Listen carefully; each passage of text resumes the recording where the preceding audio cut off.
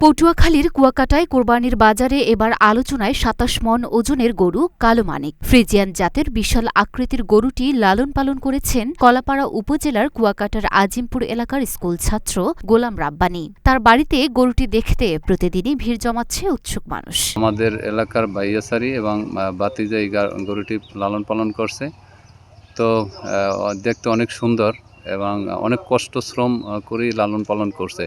একজন শিক্ষার্থী হয়ে এত সুন্দর একটি গরু লালন পালন করে এত বড় করছে, আসলে আমরা সবাই দেখে আশ্চর্য।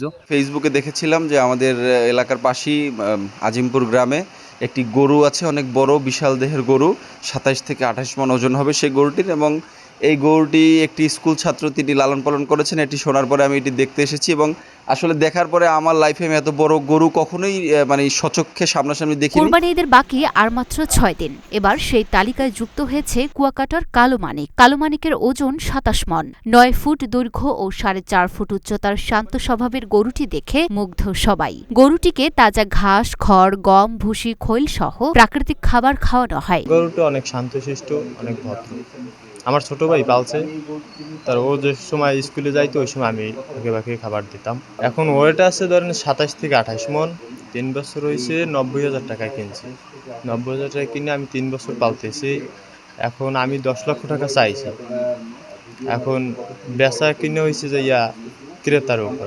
আসন্ন ঈদে গরুটি বিক্রির জন্য প্রস্তুত করেছেন গোলাম রাব্বানী। মুসল্লিয়াবাদ একে মাধ্যমিক বিদ্যালয় থেকে এবছর এসএসসি পাশ করা রব্বানী বলেন, এবার আমাদের এলাকায় পালন করা গরুগুলোর মধ্যে কালো মানিক সবচেয়ে বড় এবং দামি। ৩ বছর আগে আমার আব্বু গরুটা কিনে দিয়েছে, আমি খাওয়ান পোষণ দিছি, আমি পালছি। আমি এবছর এসএসসি পরীক্ষা দিয়েছি, পড়ালেখার পাশাপাশি গরুটাও পালছি। গরুর নাম কুয়াকাটার কালো মানিক। এবছর কোরবানিতে বিক্রি করবো, ১০ লাখ টাকা হয়। হ্যাঁ, বেচার চিন্তা ভাবনা আছে। আর ১০ লাখ টাকা যদি বেচতে পারি একটা ১০ কেজি ওজনের খাসি গিফট দেব। লুনা ফজনিপা, ঢাকা পোস্ট।